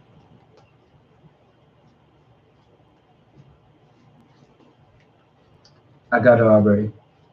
All right, it's cool. But if you could still get there, I appreciate it. Zechariah chapter 11, verse 5. Whose possessors slay them and hold themselves not guilty. And they that sell them say, Blessed be the Lord, for I am rich, and their own shepherds pity them not. This is pretty much piggyback off of what Taraf had said. You see what I'm saying? As far as our oppressors. Once again, our oppressors is the one that kills you in the streets day and night. See what I'm saying? If you ever heard of the story of or a chapter of Revelations, either the 11th or 18th chapter, where it talks about how our bodies lay on the streets, which is called spiritually Sodom or Egypt. There you go. You see what I'm saying? So our oppressors, they slay us, they kill us, but they don't hold themselves guilty at all. Right. Like once again, like I remember being in Chicago in August and talking to Officer Hachaanakah. You see what I'm saying? Yeah, you was downstairs too as well. Right. You know what I mean? We was having breakfast with the captain, captain out of St. Louis. We was there with Kodash, Captain's Red as well. And just having breakfast and the whole Breonna Taylor thing was a big thing at the time. Right. So after August, around September, the same day that Emmett Till's killers got acquitted, was the same day that Breonna Taylor verdict had came out. Both not guilty. Right. So imagine September, what is it? It was September 25th maybe. It was September something. But imagine, September 1955, Right. where Emmett Till's murderers were acquitted, and so was Breonna Taylor's murderers this year. Right. And that the police had got in trouble for the shots that did not go into Breonna Taylor, right, but the shots that went into the wall. Right. Imagine that. It was on, went into a like good fucking devil's night. crib, like the next door's crib, and then they walked. That's what it was. Yeah, but I mean, like goddamn, it sounds like a joke. It sounds like something that you should laugh at. Right. But it's reality. Right. Once again, time after time, these situations should let Black people know, Black, Hispanic, and Native Americans know that these people do not regard you. They don't care about you. That's also what I brought out in Sabbath service. Deuteronomy chapter 28, verses 48 through 50. Right. They do not regard the young or the old. Right.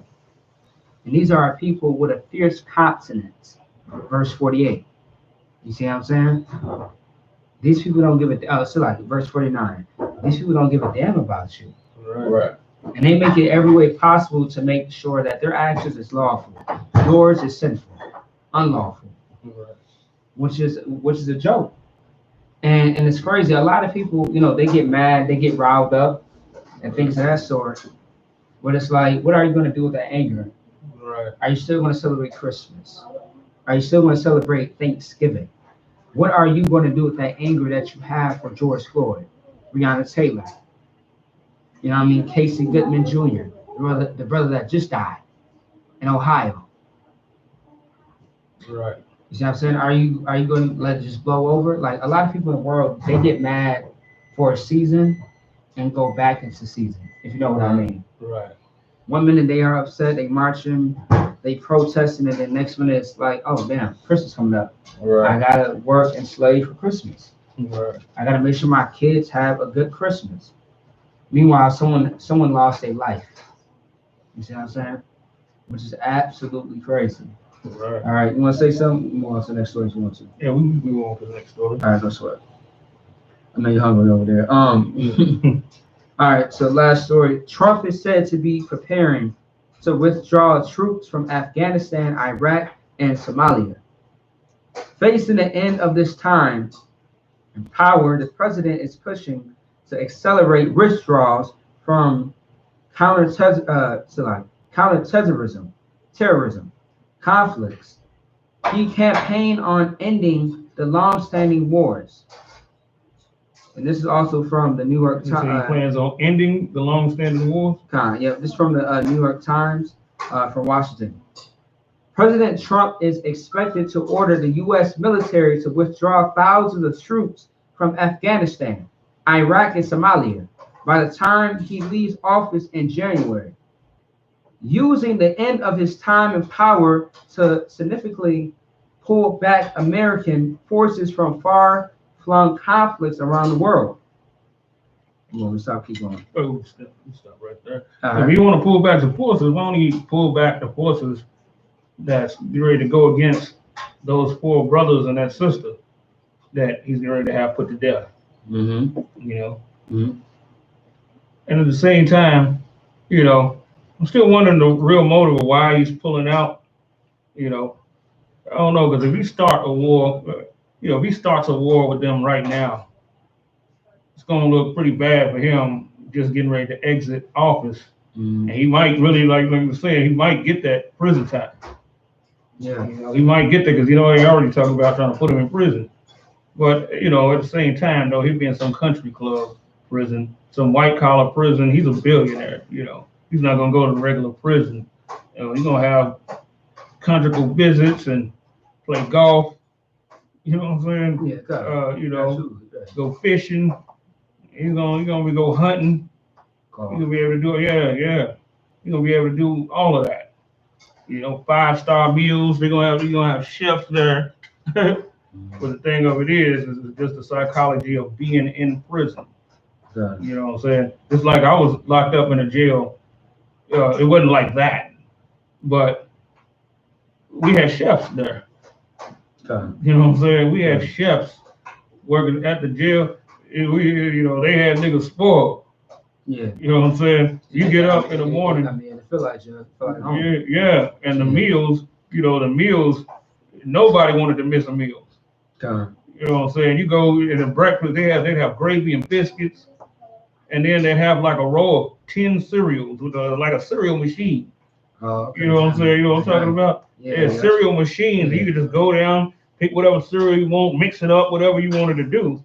You know, weight rooms, TV nights, all kind of stuff. You know, absolutely. You know, concession stands on every floor, every hallway where you can get Cokes and chips and you know all of that stuff. I was in there for like a week, but the psychology of there. Plus, I was like smoking. I used to smoke weed and everything, and I was still able to get the same weed from the same weed man. Well, as far as jail? Yeah. Good night. He would do deliveries. Good night. After jail. Yeah. Same dude, you know what I'm saying? That I was getting. Right. The same dude that I was getting the weed from on the street was serving the jail. Right. And this place was owned by the Klan. Oh yeah. On top of that. Yeah, that makes sense because you know they are drug addicts. Right. Yeah, of course. That makes sense. Yeah. So, and we used to, you know, be able to get beer in there and everything. The nigga wasn't missing a beat. But it was just the psychology that you was in jail. Right. You know, which made you really want to get out. So regardless of how they treat Trump when he's in jail, he's not going to want to be there. You know, he's still not going to want to be in that situation. You know, he can't go and Trump, you know, check on Trump casinos from in there. You know what I'm saying? Not like he want to anyway. But no, see that real quick. No, page up. So, you know, that's why he's probably trying to pull out some forces and all of that, waiting for Biden to maybe put the forces back in so that the stuff don't go down on him. Okay. You know, now Biden's neck will be in the guillotine. John, yeah. You know. You want me to finish up? Yeah. Okay. I'm Uncle Bar, if you want to chime in anytime, definitely can. As far as your views or anything like that. What? It's like I don't want to go too far on. No, it's fine. It's fine. Doesn't matter. I want to make sure that you include that. That's all. Because I know you got some shit to say. Well, I mean, just on this topic, I mean, just to keep it plain and simple, even though Biden is the newly elected president, it's still fuck Trump and it's still fuck Biden. Yeah. It's like we're not going to get any levity with either party. None of that's going to matter. Right now, we just still surviving the time just like we always done. Right. Nothing's going to change. Right. So Obama offered us what? Nothing. Homosexuality. Yeah, that's the only thing. But Obamacare, after Right. homosexuals done caught lesions in their butt. Right. He got Obama. He got Obamacare to, you know what I'm saying, right. to take care of it and all that. Right. But what did Obama tell everybody, or black people, what he was going to offer? Nothing. As a matter of fact. Okay, but as far as his posters, his whole campaign. Oh, change. Hope. That's what I'm looking for. You know? And niggas didn't have no hope. You know why? Because when Obama was in office, who died? He's famous till this day. His death is very famous. Read my mind. I was in 9th grade when this happened. Go ahead. Osama? No. Someone that's from our nation. Just think. I was in 9th grade. This is when I knew that racism took a new height in life or reality. Who was very famous that died as far as our nation when Obama was in office? But his presence didn't make a difference at all. Osama was one of them, but he's not from our nation. Oh. Go ahead. Mandela? No. He's a heathen. Right, I thought you said Obama. No. Okay, Obama was in office, but someone from our nation had died. It was a famous death. Think police brutality. How about that? Yeah, you go ahead. No, you go ahead.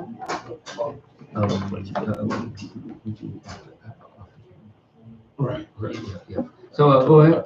Now, unfortunately, there was a whole gang of names of these young brothers. Eric Garner, Trayvon Martin. Say the second one again. Trayvon Martin. When he said that he's going to give us hope and give us a lot of things change, I think that's what you said. Right. That did not happen because with what happened with the verdict of Trayvon Martin, like even people in the world were upset, but not upset enough to change their lives or to change for the better. But what was his verdict for George Zimmerman? Not guilty. They brought up the fact that Trayvon Martin used to smoke weed. Right. They brought up the fact that he got into a fight in school. They did their best to criminalize him. Right. And make George Zimmerman be the hero. Right. When the police told him it is not your place to go as neighborhood watch, it is not your place to go after this guy. George Zimmerman was seeking an opportunity to mess with a black and Hispanic. Right. And he ended up killing him, shoot him. Right. On top of that, George Zimmerman is on vacation trying to sell his gun that he caught a body with, which the body was Trayvon Martin. Right. He tried to sell it on, I think, like online, eBay, Amazon, something like that. He's autographing Skittles and selling it. Yeah. He probably just only really, in reality, he's probably just holding on to that gun until he gets the highest bidder. I think that already sold for like $250,000. Yeah. He could have got more out of it. $250,000 or $500,000, but I think that joint already gone. He already sold. Just the arrogance of a devil. Right. Just lets you know that you should not trust these devils. Right. And the bloodthirstiness of the people that his fans. Absolutely. Like, who would think to buy that? Right. Now, it was a whole challenge going on where it's called Trayvoning. Trayvoning, where you're laid out dead like he was dead.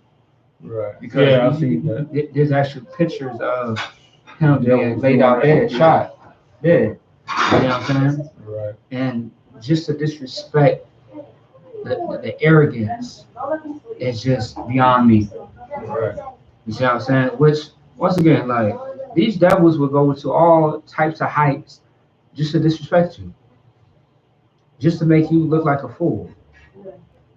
And this is why, once again, the Israelite School Universal Practical Knowledge is very important, because we need to understand who is the enemy and how to destroy the enemy. I did a few classes as far as how to destroy America without touching anybody. Right. You can destroy this place just by your words, by your actions. But when I say actions, not you physically harming anybody. There's a way to destroy this place. And in order to figure that out, you have to come into the Israelite School of Universal Practical Knowledge to sit in these classes in order to figure that out. Otherwise, just watching online is not going to be enough. It's not. You want to add on to that? No sweat. With that being said, that's the class, all right? You see what I'm saying?